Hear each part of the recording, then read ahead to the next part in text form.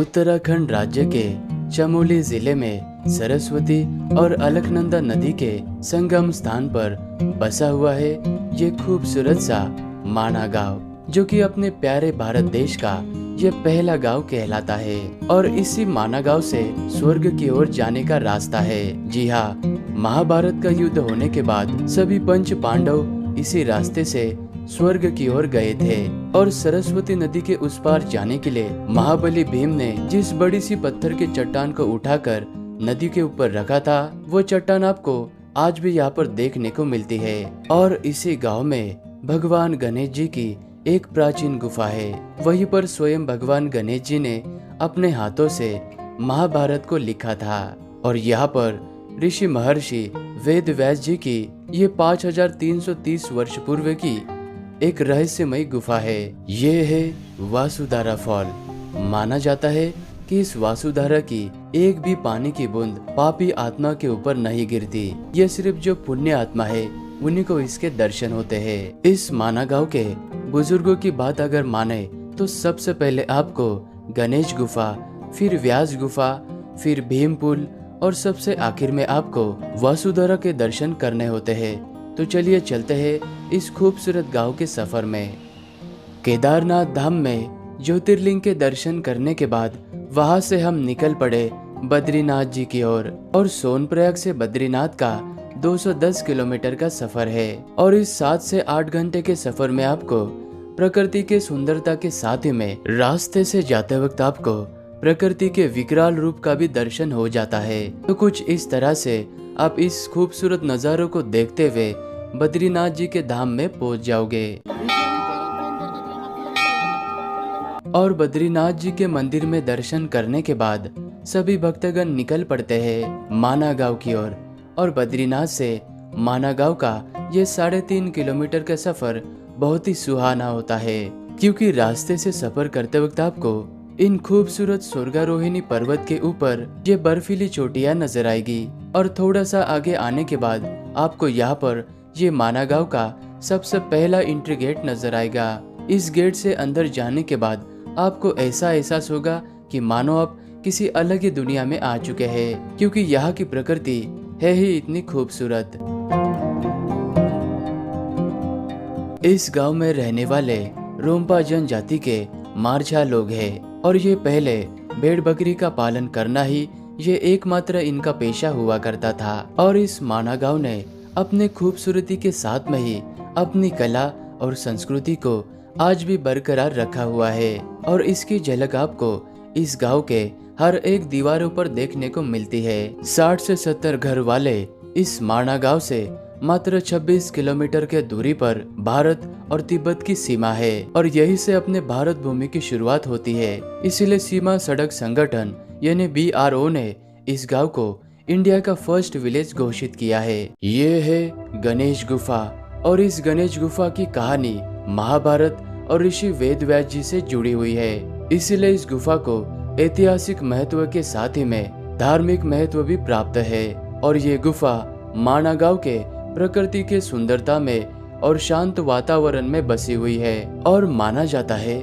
ऋषि वेद व्यास जी जब महाभारत की रचना करने ही वाले थे, तब भगवान ब्रह्मा जी की प्रेरणा से ऋषि वेद व्यास जी ने महाभारत को लिखने के लिए भगवान गणेश जी को निवेदन किया था। इस तरह से ऋषि वेद व्यास जी के कहने के अनुसार भगवान गणेश जी ने इसी जगह पर महाभारत का लिखान किया था। यहाँ के गांव के अनुसार यही यहाँ की मान्यता है। बाहर से देखने पर आपको ये मंदिर वर्तमान समय का नजर आएगा, लेकिन जैसे आप इस मंदिर के गर्भगृह में देखते हो तो वहाँ पर आपको गोपुरम जैसा बना हुआ एक प्राचीन मंदिर और उस मंदिर के अंदर अति प्राचीन गणेश जी की प्रतिमा विराजमान है। उसी प्रतिमा के दर्शन यहाँ पर किए जाते हैं। ये है ऋषि वेद व्यास जी की व्यास गुफा, जिसे व्यास पोथी गुफा भी कहा जाता है। और इसी गुफा से ऋषि वेद व्यास जी ने भगवान गणेश जी को महाभारत सुनाई थी। और इस गुफा से थोड़ी ही दूरी पर इस गणेश गुफा में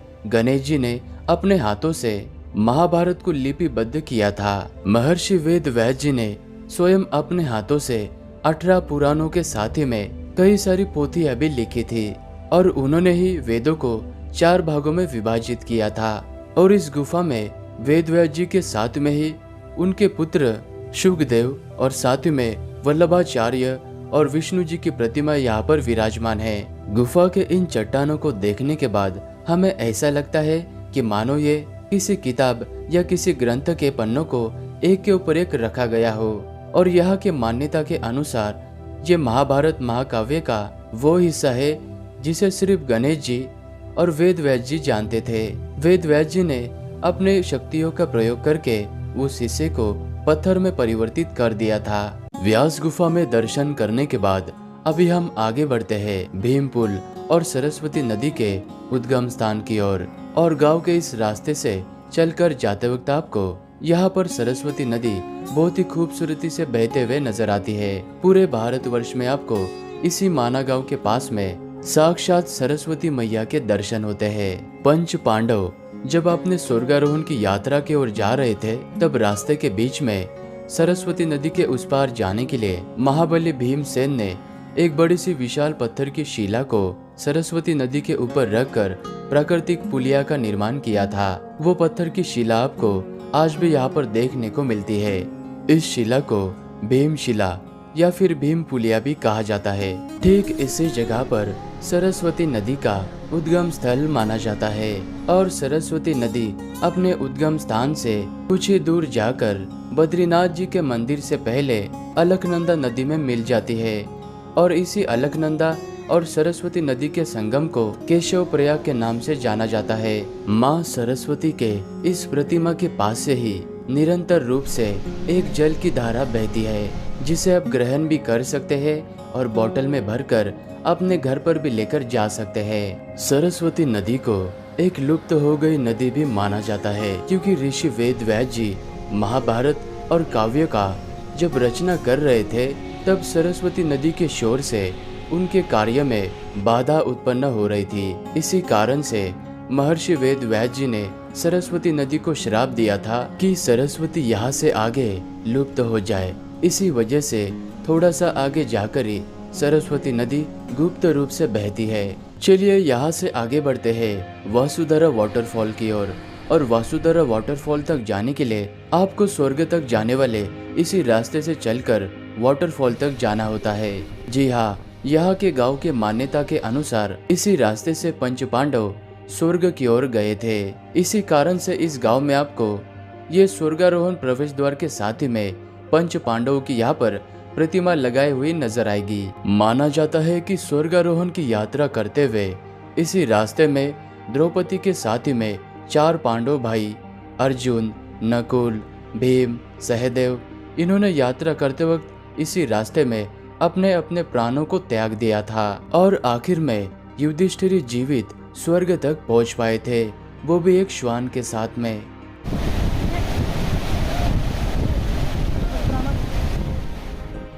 दो से 3 घंटा ट्रैकिंग करने के बाद आप पहुंच जाओगे इस पवित्र वासुधरा वाटरफॉल के पास में। और माना जाता है कि इसी जगह पर अष्टवासु ने तपस्या की थी, इसलिए इस वाटरफॉल को वासुधरा नाम पड़ा। और ये वही वाटरफॉल है, इसकी बूंदे शरीर पर गिरने पर पवित्र माना जाता है, क्योंकि इस वाटरफॉल के एक भी पानी की बूंद जो अपवित्र और पापी आत्मा है उनके ऊपर नहीं गिरती। ये सिर्फ पुण्य आत्मा को ही दर्शन देती है।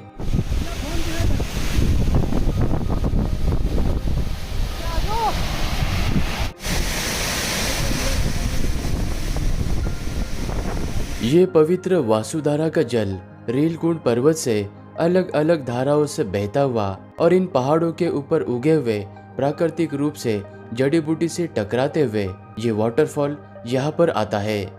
इसीलिए इसमें मेडिसिनल वैल्यूज भी पाए जाते हैं। और ये वाटरफॉल आगे जाके अलकनंदा नदी में मिल जाता है, इसीलिए अलकनंदा और भी पवित्र हो जाती है।